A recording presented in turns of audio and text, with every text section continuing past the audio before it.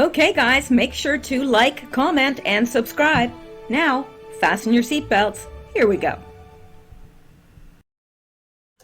Hey guys, I'm back. This is video number 2. The first one has been recorded and it's uploaded and it's now processing. And I'm going to go on with video number 2. Hopefully, by the time I'm done this, the first one will be processed and be available for you to view. But there's no guarantee with YouTube anymore. So let's jump right over, and I'm going to pick up right from where I left off in the last video with more news, because there's always more. It just never ends. So let me come down here to where I left off, and I'm just going to pick up exactly where I left off. All right, guys, I hope everyone's doing well, and I'm so glad that you are with me. I appreciate my listeners very, very much. I've got some amazing, amazing people that are listeners, really. It's humbling. So let's just hit on this and let's get going. Now, Seattle radio host gives narrative-busting account of what's happening in city. Evil people. Of course, we're not getting the news. We're not getting the right news about what's happening. And really, the only way we're actually even seeing what's happening is by people that are there uploading video. And, you know, some people are going there specifically to get video, and it does help police and those who are seeking justice for things, you know, looting and burning and all these things, you know. So it's very important that there's video available, and that's the only way we get to see what's happening. We're not hearing any of the real news about what's really happening, and I feel very sorry for the people of Seattle. So let's come down here, and it says less than 100 days from election that will turn the course of American history, the mainstream media is turning up its propaganda efforts to portray mayhem in the streets of American cities as some kind of legitimate protest against police brutality. But Seattle talk show host Jason Rantz has a different take on the subtopic he's seen growing with his own 2 eyes, especially Saturday's riot in Rantz's own city. And in an interview Monday night on the Fox News program Tucker Carlson Tonight, Rantz didn't mince words in destroying the liberal narrative about the events. I think the liberals think that this is helping their cause by causing all this mayhem, when actually it's ticking people off to such an extent that they're switching to their support to Trump. Huge amount of people are leaving en masse the Democrat parties because they're thinking, what? Really? They always overplay their hand. You know what I mean? It's just like the enemy always overplays their hand. Like when I'm talking about the enemy, I mean the enemy of your soul, Satan, Lucifer, always overplays his hand. So that's what they're doing, because they think that they are helping their own cause when really, in fact, they're hurting it. But they're not smart enough to see that. All right, let me see. Let's come down here. What we're seeing is violence, Rantz told host Tucker Carlson. What we saw was a riot, and anyone who says otherwise is lying to you. Any media outlet that claims Seattle's riot was simply a protest is lying to you, and the folks who justify violence solely thinking it'll help get real Donald Trump booted from office isn't just taking a losing position, but an evil one. My latest hit for Tucker Carlson. Well, let's listen to this. Jason Rantz is a Seattle-based radio host. We're happy to have him on tonight. Jason, thanks so much for coming on. So you just had a lot of violence in the city of Seattle over the weekend. Tell us what you saw and tell us what the reaction from local government was, please. Well, it's almost like we're dealing with a master class of gaslighting, because I know what I saw, and I know what a lot of people who saw the images that I posted online saw, which was violence, which was arson against 5 construction trailers, which was a Starbucks that was completely ransacked and someone tried to set it on fire. And they didn't, of course, stop at Starbucks. They also impacted some other businesses. But we're being told that it's peaceful, or maybe it's just a few people, a few bad apples of a larger crowd, as if they were redecorating the Starbucks with their rocks, as if they were celebrating police by throwing fireworks at them. What we're seeing is violence. What we saw was a riot, and anyone who says otherwise is lying to you. I understand that there's some nuance to go into when you're talking about a very large crowd and there are like 2 or 3 bad actors. But the entire crowd is almost full of bad actors. It started off peaceful on Saturday as they walked to the juvenile detention center. There was about 4,000, 5,000 people. Then they set it on fire. And then all of a sudden that crowd was about 1,500. The people who stayed are the bad actors. The people who stayed are the rioters. The people who stayed were saying some horrible things, and their goal is not to protest against police brutality. This has nothing to do with George Floyd. This has everything to do with a very specific ideology, and I think that there are politicians and media members who believe that this is going to create enough momentum and chaos to get Donald Trump out of office. I think it's a mistake. I think it's going to backfire on them, but I do think some of them are willing to sit by and see some of these cities completely get destroyed. And yes, some people lose their lives. It's an evil position to take, all because they are justifying, well, if we can get Donald Trump out of office, this guy who's supposed to lead us to the end of civilization. It didn't quite actually happen over the period of the last 3.5 years, but this time it'll happen if he gets reelected. They've convinced themselves this. I don't know what kind of person could justify harming individuals in the name of winning a presidential campaign. I don't think any decent person on either side would ever do that, and I mean it. Evil people. I think that's right. I think that's right. Great to see you tonight. Thank you. Yeah, they're right. I mean, these are not decent people. They're evil. I don't know how you could set fire to somebody's business that they've worked for. Now, they probably feel like, well, it's Starbucks, it's a big corporation, it's impersonal. No, it's not. There's people that work there, that support their families there. Or, they're working there, going to school, trying to support themselves. Come on. It's unbelievable. And I believe there were apartments above that Starbucks that they burned and looted. So it's unbelievable, really, what's happening, what's taking place. Since lying to you appears to be the deliberate strategy of the Democratic Party and its allies and the mainstream media heading into November's election, it's worth taking a minute to listen to what Rance was saying. Democrats are facing President Donald Trump, an incumbent who has largely carried through on his campaign promises and whose economic policies were benefiting all Americans very much, including the black voters Democrats claim to care about. Yeah, right. Until China unleashed the coronavirus scourge upon the globe, their party is saddled with a weak, compromised presidential candidate who is at best tolerated and at worst despised by his own party's base.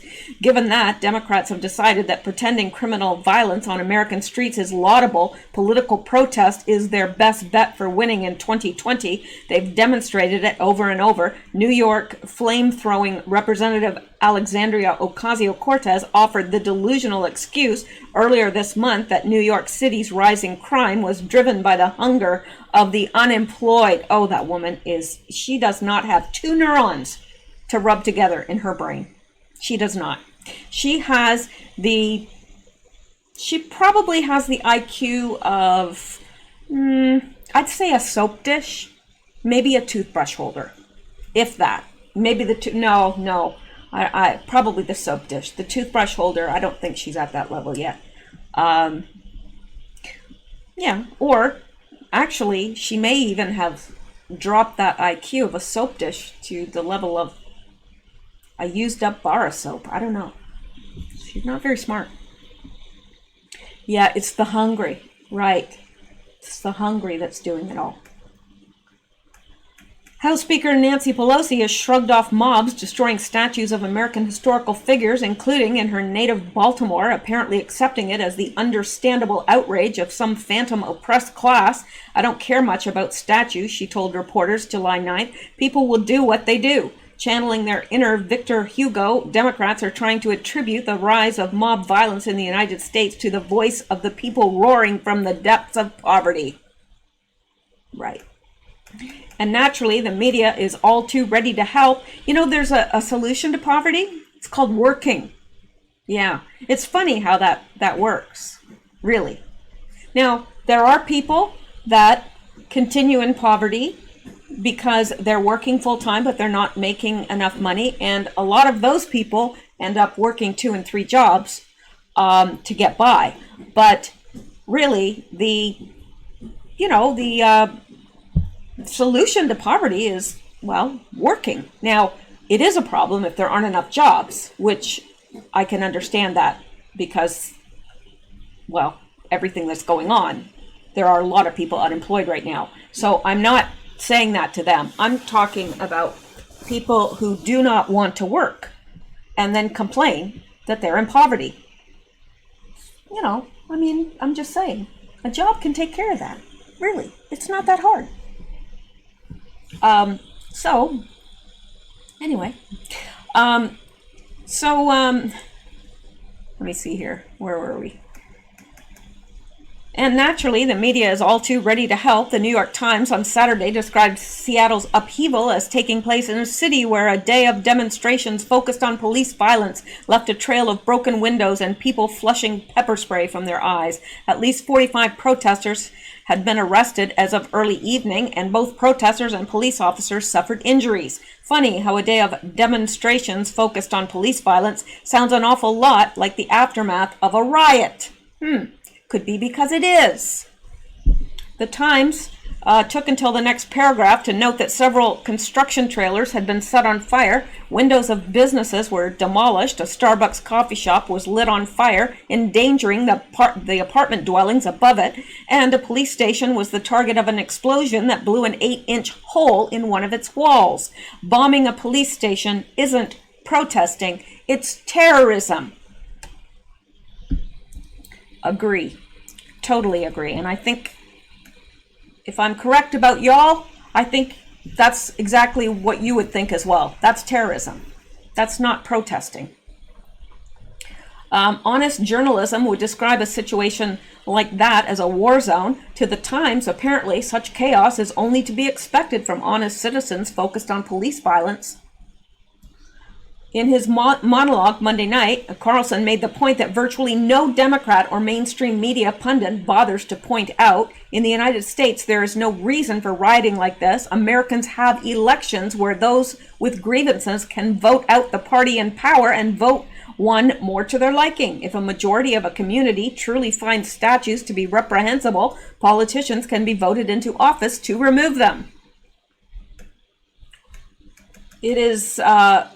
If a community is truly outraged by police violence, politicians can be voted into office who will handcuff the cops. But the evidence of this year shows that's not what it's all about at all. The police violence that the Times claims is a focus is overwhelmingly taking place in cities Democrats have controlled for decades. The rioters attacking Christopher Columbus statues know they could never get their way democratically because American voters are sane. The current riots across the country are American terrorism, violence for strictly political ends aimed at frightening a nation into obedience. That's all the Democratic Party has to offer the American people in November, along with a cardboard cutout of a candidate who isn't trusted by much of his own party. Yet activists and the mainstream media are doing anything they can to convince Americans that that isn't what is actually happening. Their goal is not to protest against police brutality, Rance told Carlson. This has nothing to do with George Floyd. This has everything to do with a specific ideology, and I think that there are politicians and media members who believe this is going to create enough momentum and chaos to get Donald Trump out of office. I think it's a mistake. I think it's going to backfire on them. But I do think some of them are willing to sit by and see some of these cities completely get destroyed. Yes, and some people lose their lives. It's an evil position to take. When Carlson wondered aloud what kind of a person would countenance harming humans just for electoral advantage, Rance's answer was succinct. Evil people, he said. America's should be thinking about that answer very carefully. The founding fathers designed this country as a place where the true voice of the people can be heard at the ballot box. When Democrats and their supporters instead choose the course of destruction in the streets, they're telling voters everything they need to know. With less than 100 days to go before Election Day, it's time to take it seriously. Yeah. And it's funny how that happens, that all of these cities that are being destroyed are controlled by Democrats. Why is that? Why are these cities the ones that have problems? And yet they want us to vote out Donald Trump, what, so the rest of the country can look like these cities look? What? I don't think so. I don't think sane Americans will do that. I think they can see through the Democrats. Most, if they have an IQ over that of a soap dish or a bar of soap, as the case may be. All right, some of them need a bar of soap. They need it quite badly. To wash their mouths out too. Not just to clean their skin, to wash their mouths out. And that is not, that I'm talking all races there. If you're protesting in the street like that, come on. Protesting is one thing. What they're doing is not protesting. So I shouldn't even say that they're protesting. They're rioting. They're rioting. All right, well, let's come back and get into the next one. All right, we've already covered this about Jerry Nadler not letting Bill Barr have a break. And let me see. This is something that's becoming even more of an issue. And I think we may have touched on this actually now that no, this is from today. So we just, that picture has been used in other articles. Almost 24 million people affected by China floods, worst yet to come. And from what I understand, it's almost a given that that dam is going to collapse. I pray that's not so, because it's going to kill a lot of people. A lot, like 11 million is actually a very conservative estimate. So torrential rains in China continued this week, threatening even worse floods after almost 24 million people have been impacted by 433 overflowing rivers, with millions evacuated and at least 142 dead as of Tuesday. The largest of those rivers, the Yangtze, remains the focus of great concern. The third major flood of the year hit the massive Three Gorges Dam on the Yangtze on Sunday, pouring 50,000 cubic meters of water per second into its containment systems. An even larger surge was expected by Tuesday evening. According to China state-run Xinhua, I'm not sure if I'm pronouncing that right, news service, the Three Gorges Dam has discharged water 9 times since July 18th. Some residents living below the dam suspect there have been more unreported discharges and worry that officials could decide to vent uncontrollable floodwaters on them if the integrity of the showpiece hydroelectric dam is threatened. I'm sure they will. They would rather see people destroyed than destroy their prize project. It's the biggest dam in the world. And they say that if that dam broke, the force of that water coming through would actually stop the rotation of the earth for a second. Wow. Wow. The worst is yet to come, according to a statement from China's Water Resources Ministry on Tuesday. The ministry described the current flood control situation as severe and warned the new peak may appear later, with at least 3 more days of torrential rain on tap. According to the Chinese officials, the water level in the Three Gorges Reservoir is currently just under 160 meters, down from a high of 164 meters last week. The maximum rated level for the reservoir is 175 meters, but there's more rain coming. That's the thing. More heavy rains and flooding are expected in several districts along the Yangtze that have already reached the highest level of flood alert. Vietnam Times on Tuesday quoted China's water ministry stating that discharges from the Three Gorges Dam will have to be finally adjusted to cope with the incoming floods, and warning residents to prepare for possible deluges.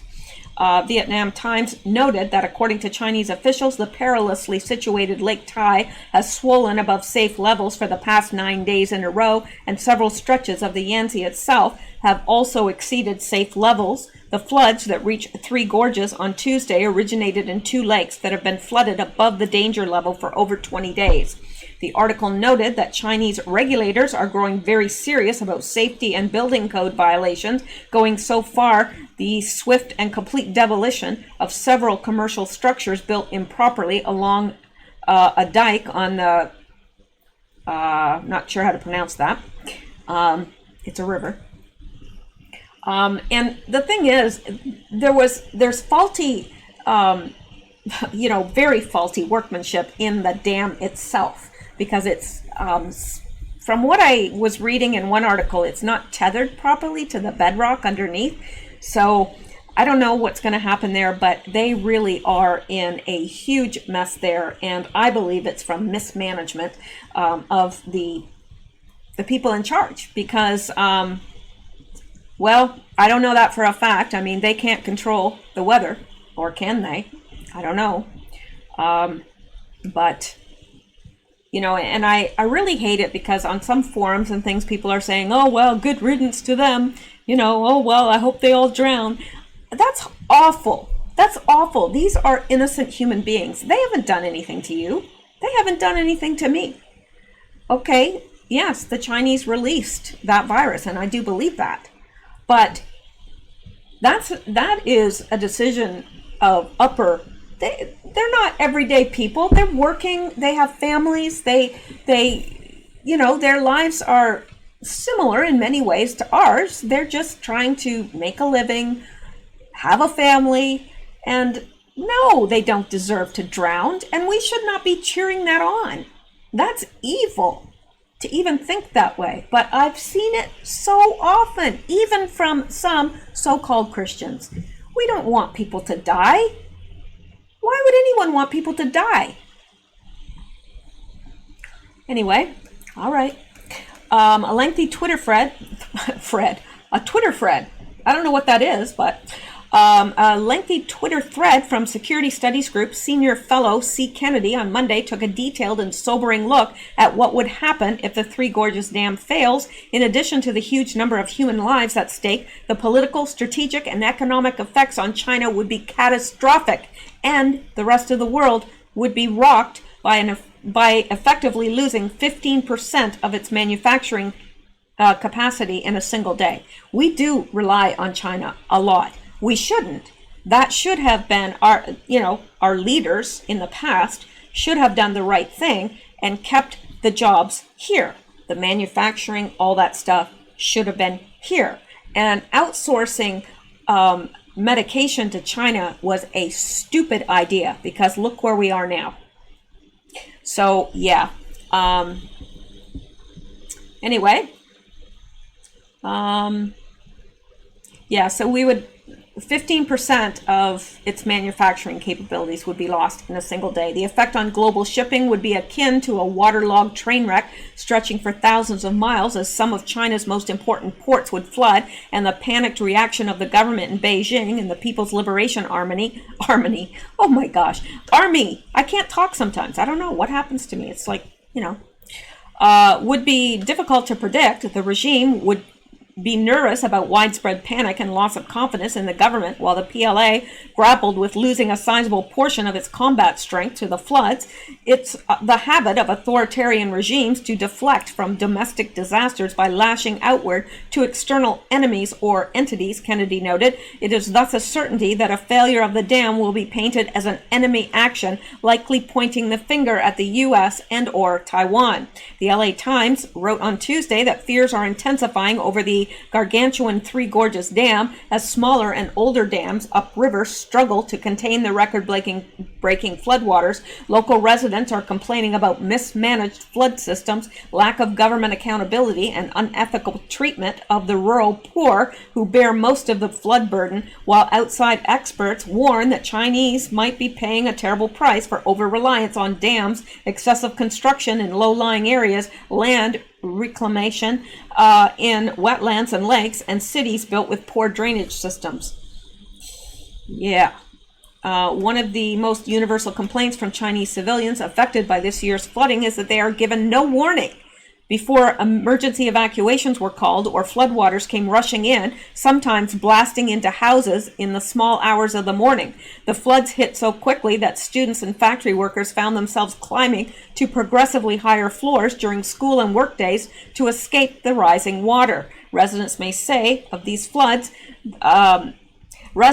many of these floods were caused by deliberate discharges from dams made without warning.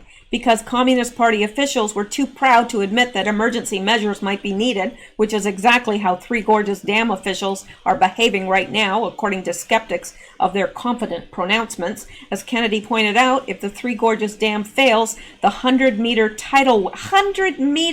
tidal wave it releases will be moving at well over 60 miles per hour. Who could survive that? Tell me. No one. And would hit the first major city below the dam in less than 30 minutes. That city has a population of roughly 4 million. Can you imagine? So they're discharging this water and you're out and, you've got water rushing into your home in the wee hours of the morning, and you've got kids and everything else to get out, possibly pets, I don't know. It's unconscionable. And no, we shouldn't wish them harm. These are human beings. We don't agree with their leaders, that's for sure. But the people themselves, no. All right. Well, let's go on from that. And okay. Oh, let's take a look at this. Jerry Nadler's mask meltdown. Stop violating the safety of the members of the committee. Representative Jerry Nadler chastised Republican Representatives Andy Biggs, Mike Johnson, and Jim Jordan for temporarily removing their masks during a House Judiciary Committee hearing on Tuesday with Attorney General William Barr. Nadler, who chairs the House Judiciary Committee, accused the Republican representatives of somehow endangering the health and safety of the committee's members by momentarily removing their masks. With his mask pulled to his chin, Nadler said, "I would remind Mr. Jordan, Mr. Biggs, and Mr. Johnson to stop violating the rules of the committee, to stop violating the safety of the members of the committee, to stop holding themselves out as not caring by refusing to wear their masks. Is it permissible to drink a sip of coffee?" asked Biggs. Nadler replied, "It is not permissible." Yeah, him that had his mask right here. What was that protecting? His chin hairs? I don't know. So, not permissible to drink a sip of coffee, apparently. Not in his courtroom, or whatever. Nadler replied, "It is not permissible." Representative Jerry Nadler scolds Republican members of the committee for not wearing their masks. "Is it permissible to drink?" Nadler, "It's not permissible." Well, let's look at this, because we can. Yield back. I would remind Mr. Jordan. Hey, where did we go here? Here. Yield back. I would remind Mr. Jordan, Mr. Biggs, and Mr. Johnson to stop violating the rules of the committee, to stop violating the safety of the members of the committee, to stop holding themselves out as not caring by refusing to wear their masks. What's up with that? He's got his mask on his chin, and he's telling them that they're violating. When what is wrong with this man? I mean, besides being brain dead and generally not too bright. He's wearing his mask on his chin, and when he was caught out in public there where he was saying Antifa was a myth, he didn't have a mask on. And yet here he is with it on his chin, and they lowered their mask to drink their coffee, and Nadler's saying they're violating the rules of the court and that they can't drink coffee. But yet, wait a minute, here's a drink over here that he has, and a Diet Coke over here, and a bottle of water. What are they? I guess they're just there to look at. Oh, and a bottle of hand sanitizer too, because he really wants to appear righteous. Unbelievable. Let's listen. Is it permissible to drink a sip of coffee? Nothing to drink. We can't drink coffee.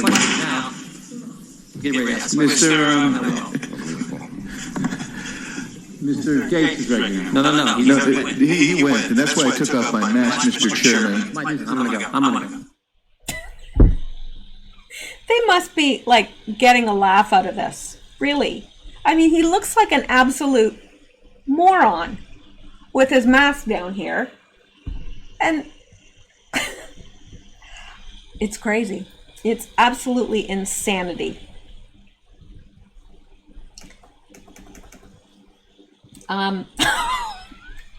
I just saw this over here and it made me laugh just looking at it. I'm sorry, I'm going to have to click. That can't be real. Is that real? Oh my gosh.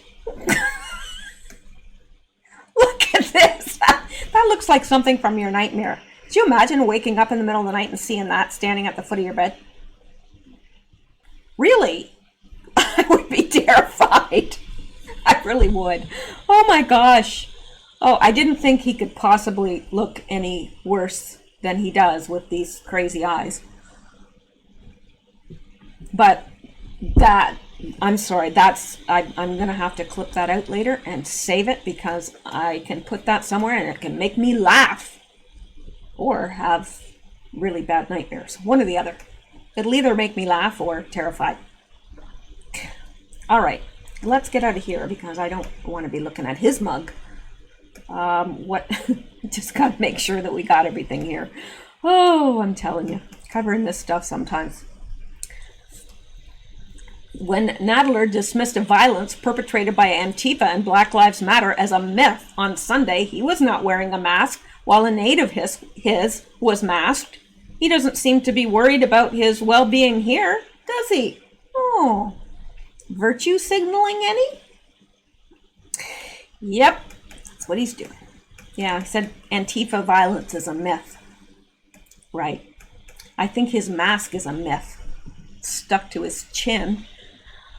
Oh, Representative Ted Lieu, well, he's another one, participated in the hearing remotely via video. His office in Washington, D.C. is closed for the safety of visitors and staff, citing health and safety concerns related to the coronavirus outbreak on his website.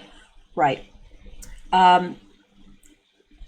Correction. Representative Jerry Nadler did not include Representative Matt Gaetz' name in his comment about masks. The article has been corrected to reflect this. All right, well, there you go. I'm sorry, that picture of Schiff, that killed me.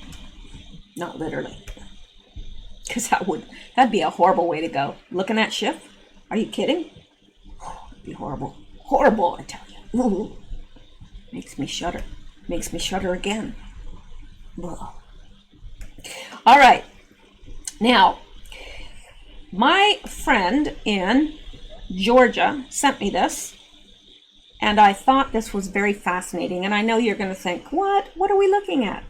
Well, lately I've been coming across more and more programming, how they pre-program us for certain events, right? And the coronavirus was no different.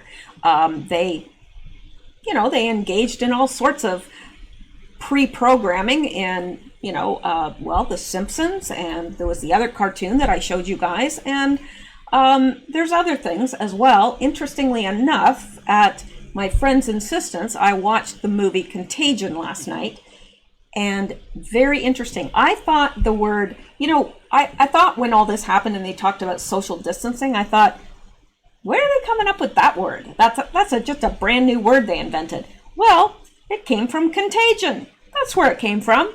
Yeah, they talked about social distancing, and actually it's a little scary watching that now that we see what has transpired. Anyway, I digress.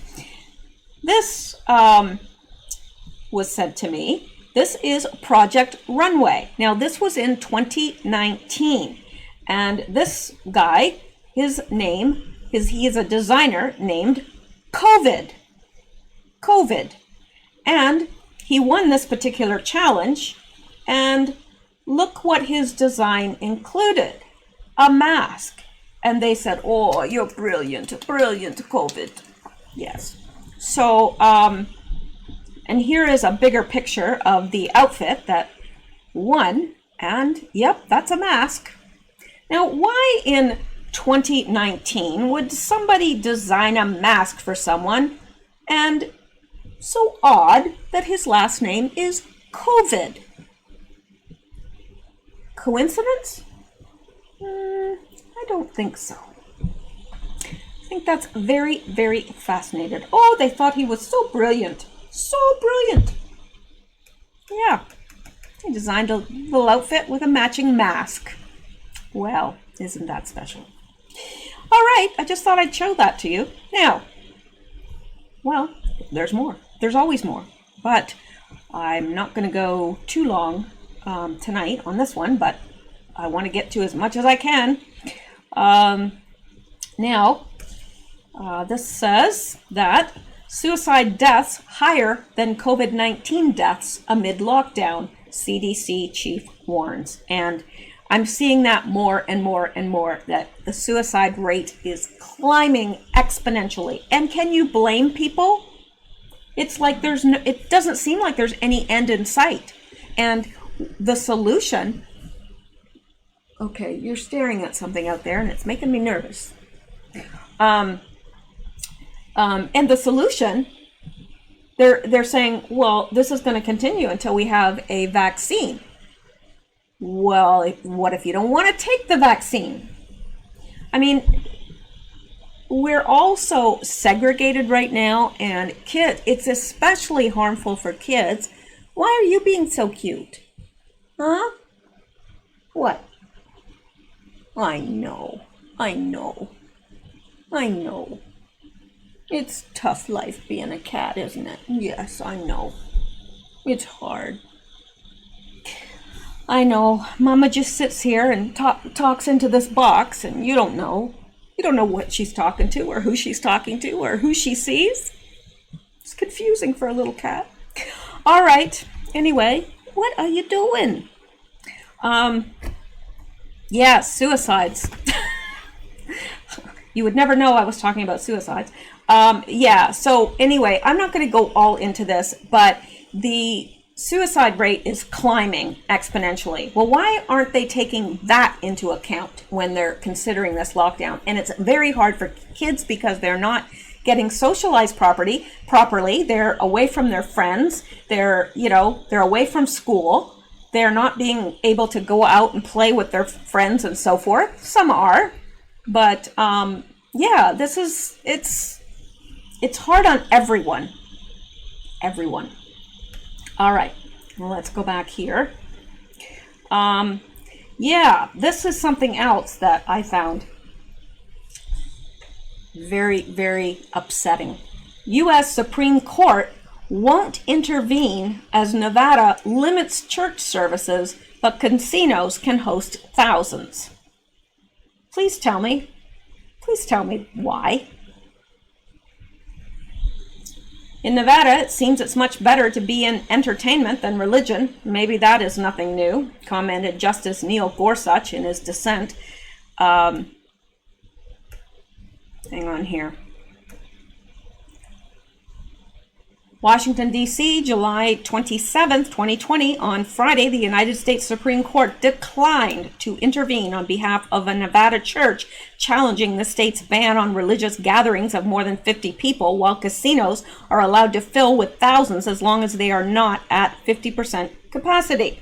In the case of Calvary Chapel Dayton Valley versus Sisolak, legal representatives for Calvary Chapel, an evangelical church, argued that the state of Nevada is unlawfully discriminating against houses of worship by allowing a number of public facilities to fill with crowds to 50% capacity while restricting religious gatherings to 50 people, no matter how large the building. Calvary Chapel wishes to offer services to gatherings of up to 90 people, representing 50% capacity. The state of Nevada argued, however, that it could lawfully discriminate against places of The state of Nevada argued, however, that it could lawfully discriminate against places of worship for public health and economic reasons.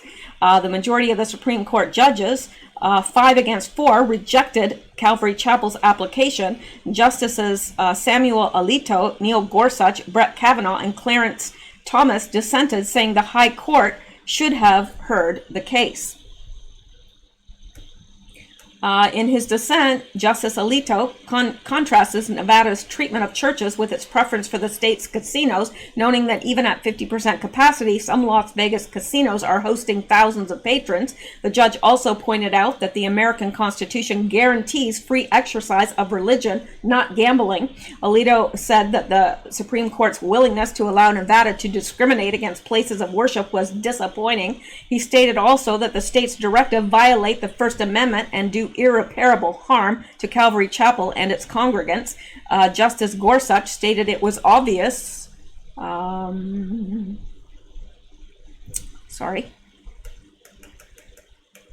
Justice Gorsuch stated that it was obvious that Nevada was discriminating against places of worship in favor of houses of entertainment. This is a simple case, he wrote. Under the governor's edict, a 10-screen multiplex may host 500 moviegoers at any time. A casino, too, may cater to hundreds at once, with perhaps 6 people huddled at each craps table here and a similar number gathered around every roulette wheel there, he continued. Large numbers and close quarters are fine in such places, but churches, synagogues, and mosques are banned from admitting more than 50 worshipers, no matter how large the building, how distant the individuals, how many wear face masks, no matter the precautions at all.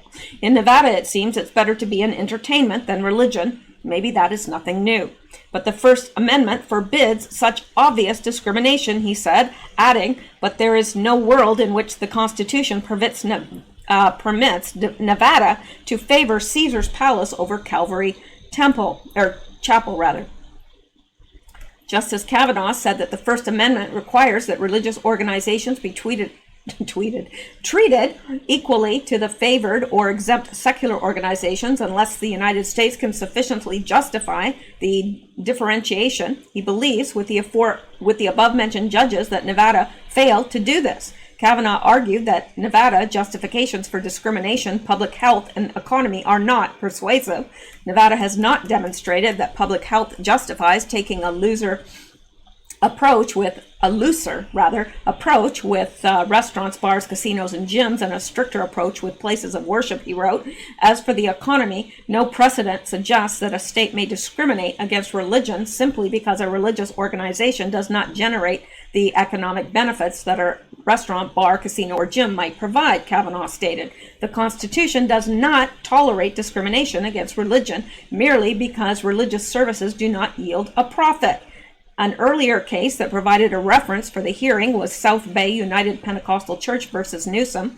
In this case, a church in California petitioned the Supreme Court against a COVID-19 measure imposed upon places of worship by Governor Gavin Newsom. In South Bay, representatives for the church argued that Newsom had denigrated churches by considering them as non-essential, as movie theaters, salons, and gyms, ignoring their preferred status in the Bill of Rights.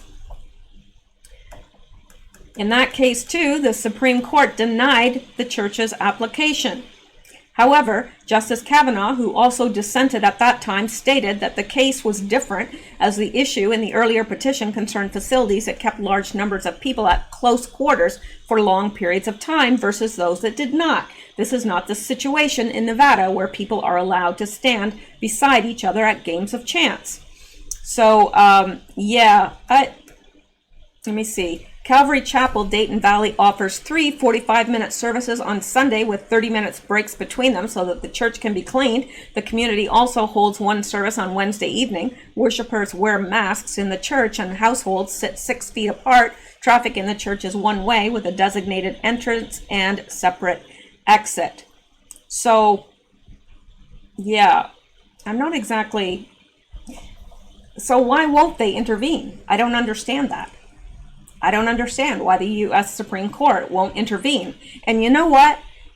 The more that they do things like this, the more they're going to keep doing it and keep pushing it. Because I'm telling you, it's not going to be long until we are full-on persecuted for our beliefs. Really. All right. So, let's... some of this I want to leave until tomorrow. Let's see.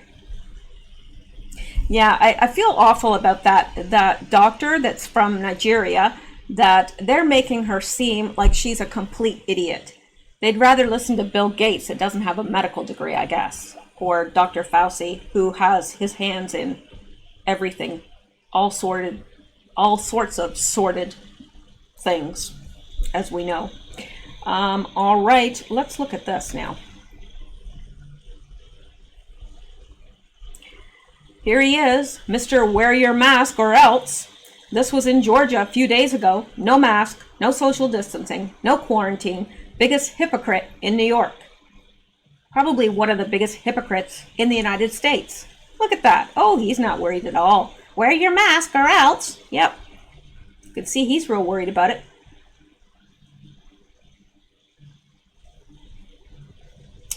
Well, there you go. He's real worried about it. What a guy. I'm glad he's not I'm glad he's not in charge of where I am. That's all I can say. Okay. All right. Yeah, let's look at this now. Because we can.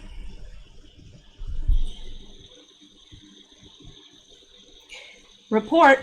It's official. Jussie Smollett has zero shame. He just did the unthinkable at Trump Tower.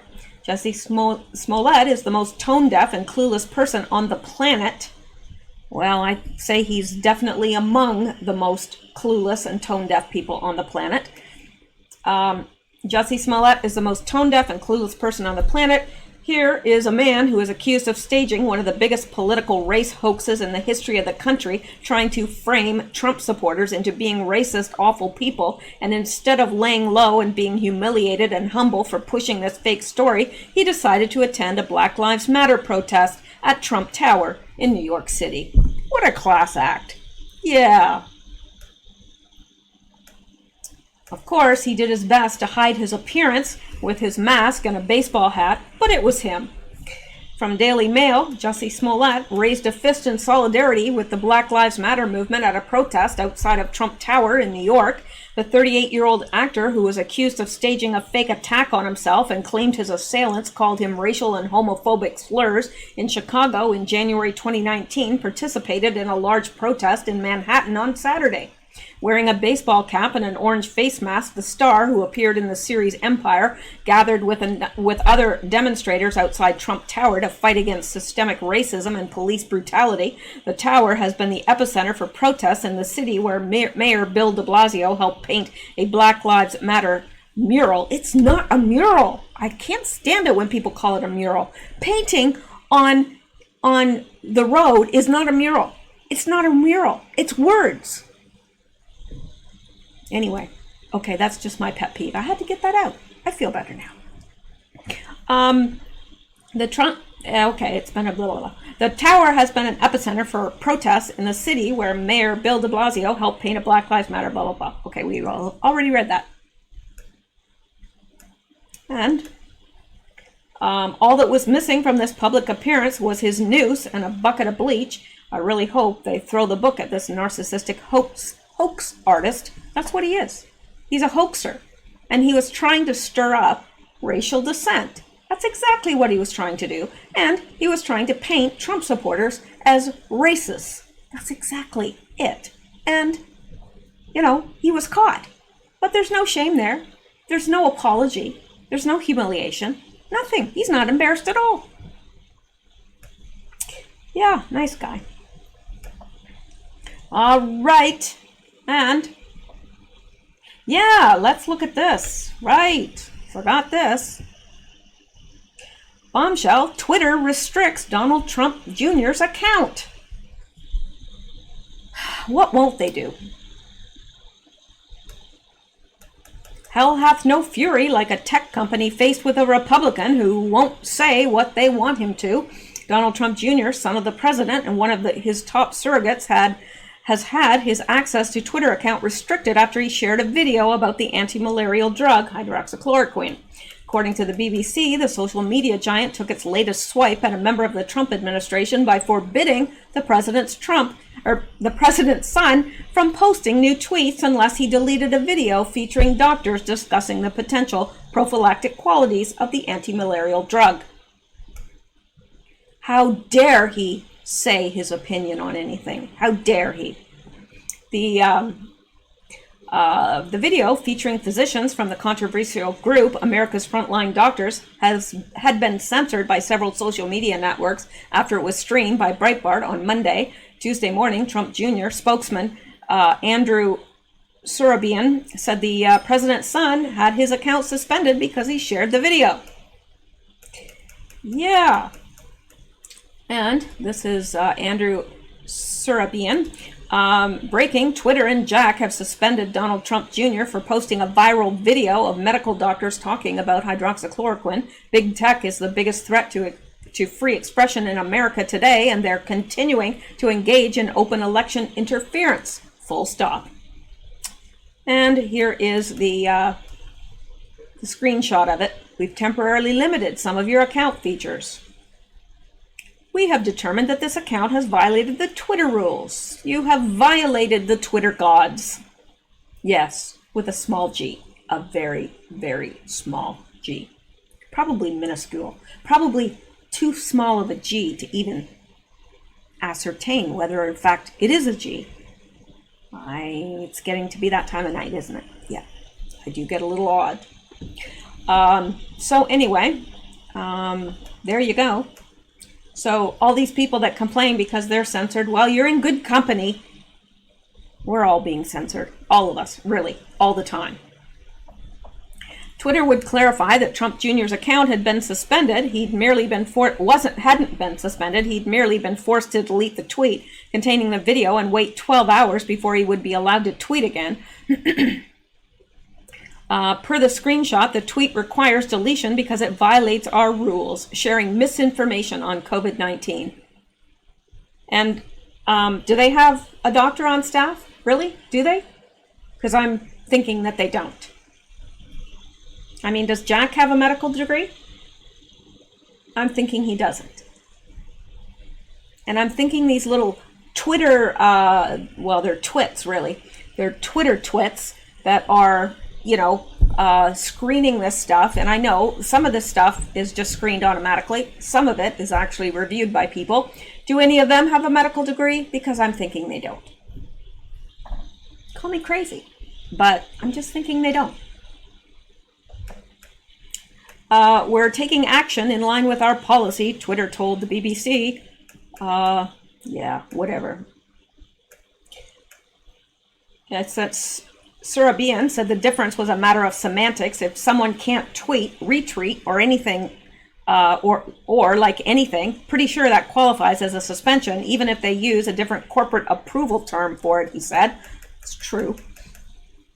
In a statement to the Western Journal, Surabian said Twitter's action against Trump Jr. were beyond the pale. Twitter suspending Don Jr. for sharing a viral video of medical professionals discussing their views on hydroxychloroquine is further proof that big tech is intent on killing free expression online and is another instance of them committing election interference to stifle Republican voices, he said. While there is indeed much disagreement in the medical community about the efficacy of HCQ in treating coronavirus, there have been studies reported on by mainstream outlets like CNN suggesting that it may in fact be an effective treatment. Those pretending otherwise are lying for political reasons. Well, what would be new there? That's what Twitter does. It's beyond the pale for Twitter to silence someone for sharing the view. Okay, I just read that. I don't need to read it again. Anyway, I think that's just about all we have to say about that. It says on its website, America Frontline Doctor said American life has fallen casualty to a massive disinformation campaign. We can speculate on how this has happened and why it has continued, but the purpose of the inaugural White Coat Summit is to empower Americans to stop living in fear. If Americans continue to let so-called experts and media personalities make their decisions, the great American experiment of a constitutional republic with representative democracy will cease. New York Times tech columnist Kevin Roose inquired about the video's removal from Facebook on Monday and was told by his spokesman, Andy Stone, that we removed it for sharing false information about cures and treatments for COVID. Yes, because they're all doctors. They must know. Twitter. Oh, yes, everyone looks to them for medical advice, don't they? That's the first place I go. If I'm not feeling well, I go to Twitter to see what I have. Stone also said the video didn't meet Facebook's newsworthiness policy, in which content that violates the social media giant's policy is allowed to remain up. Yeah, but they seem to have such a hard time getting rid of the child pornography and perversion and so forth on their, on their platform. But my gosh, if a conservative says something that goes against the narrative, whoa, they whip that down in a second.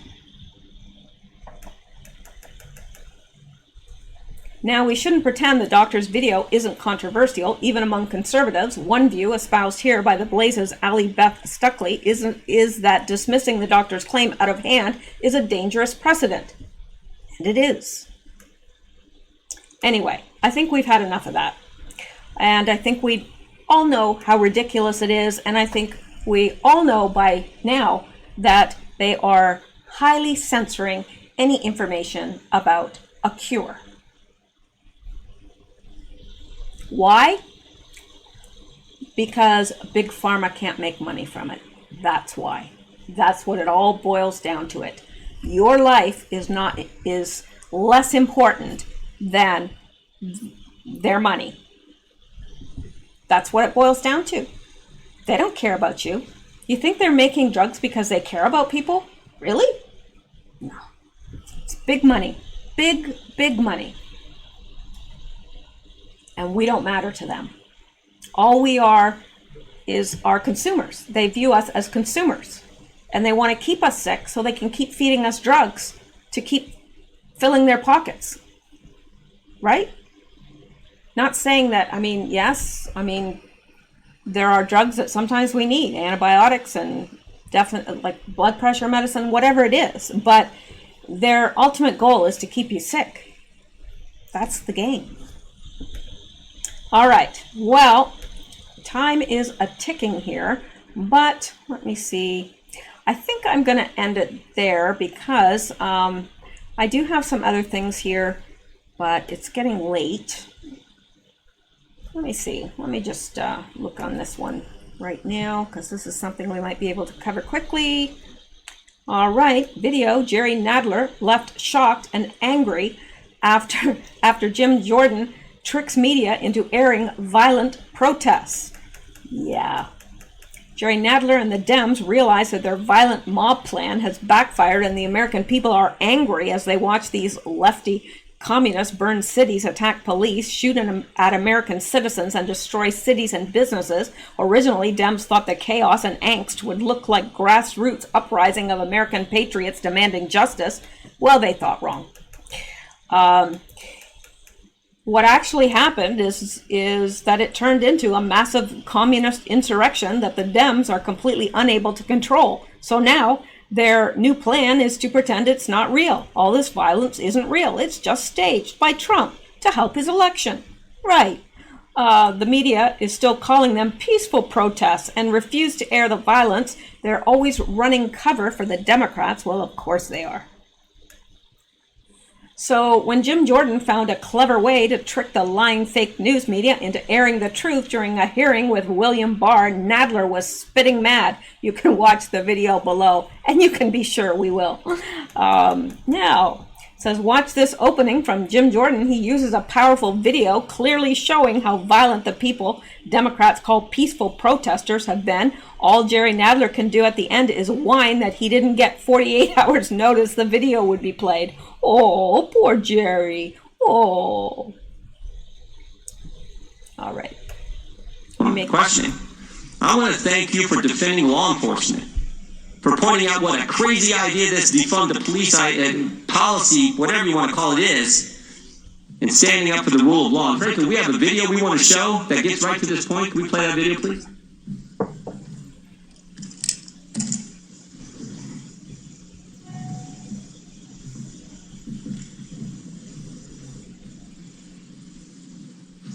Clear how I characterize it. This is mostly a protest. It is not generally speaking unruly. Peaceful protest. Peaceful protesters. Peaceful protest. Peaceful protest. Peaceful protest. Peaceful protest. Peaceful protest. Peaceful protest. Peaceful protest. Peaceful protest. Peaceful protest. Peaceful protest. Peaceful protest. Peaceful protest. Peaceful protest. Peaceful protest. Peaceful protesters.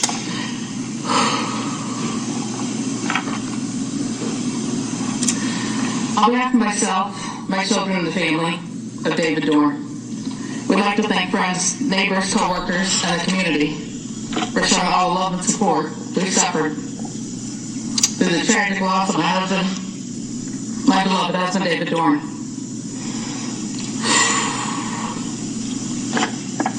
The peaceful protesters killed her husband. Police department for their hard work and perseverance through this investigation, as well as the Circuit Attorney's Office. He dedicated his life to the city of St. Louis, retiring at the rank of captain after 38 years of distinguishable service. Then as the chief of Mullion Acres for almost 6 years. During those years, he's touched so many lives as a friend, mentor, co-worker, and guardian. His life was senselessly taken from me, from us, by an opportunist who had no regard for human life or the law. This didn't have to happen, but it must have been God's plan for David.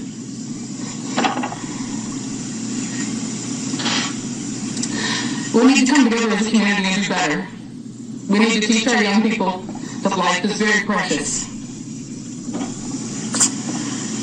We as a family are going to be taking some time to focus our attention on healing,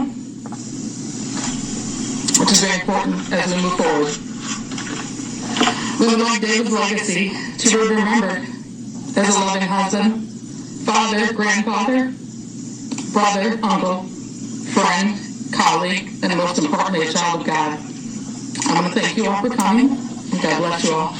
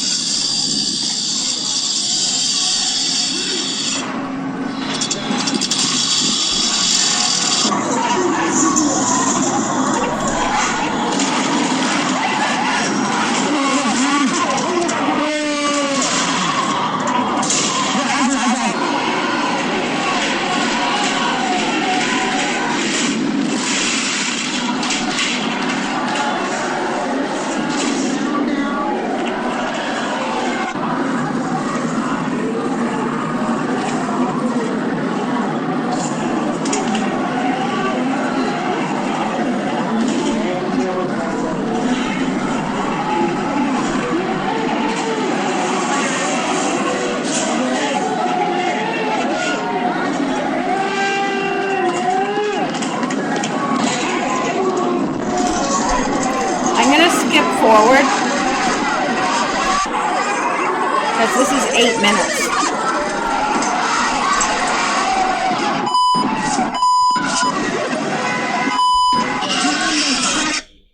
Hang on, I'm going to skip forward because they're playing this and it's like a long time, and I think a lot of us have seen this riding, so I'll skip it forward here.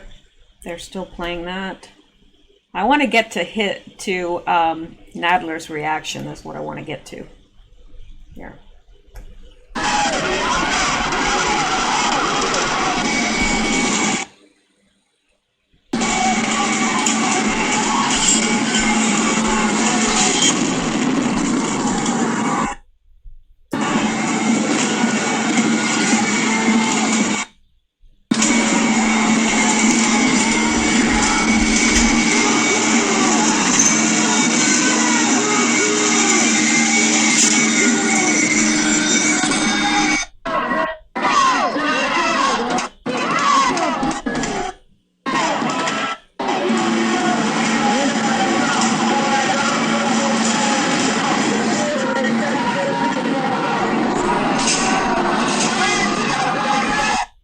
Skip ahead a little.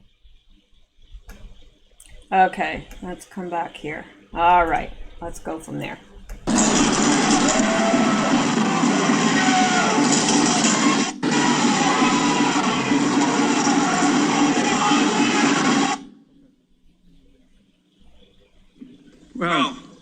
hope that Mr. Jordan will never complain about the length of my opening statement. Without objection, I am going to insert the committee's audio-visual policy into the record of this hearing, and note that the minority did not give the committee the 48-hour notice required by that policy. Without objection, all other opening statements will be... Yeah, Nadler was not happy about that because they're trying to present this. I mean, here Nadler was just seen a couple days ago saying, oh, it's a myth. The violence is a myth. And then it's right there before him. He can't deny that now. It's right there before him. Now, of course, he knew what was going on before. Of course he did. You think he wasn't aware of all the violence happening in these cities? He was. But now we know that he's seen it. So he's responsible now. And I think that that was sheer brilliance on behalf of the Republicans. Sheer brilliance. Because it was the only way to make sure that the media carried this. And I bet you so many people are shocked or were shocked by that because they're not seeing that on mainstream media. And a lot of people don't view alternative media. So they're not seeing it at all. So I just brilliance, sheer brilliance. And I sure love Jim Jordan. He is just awesome, as far as I'm concerned. All right, well, that is it. I think I'm going to let that be it for tonight. I will save some of those articles because I do want them to be seen, but I will hit on those tomorrow along with any other news. And just thank you guys for listening and for being with me again. Oh, well, look at that. My computer is, there we go. That's better. Had this big black line across the bottom. All right. Well, thank you guys so much. And you guys stay safe, stay well, stay blessed, and keep seeking the truth. And a way to do that is right here. I mean, we attempt to bring you the truth. Attempt to. And it is never my, intention to deceive anyone. And I will apologize if things that I have brought to you are later turn out to be false. So anyway, thank you guys and have a good night. Sleep well. And I'll see you in the next video. Good night, guys.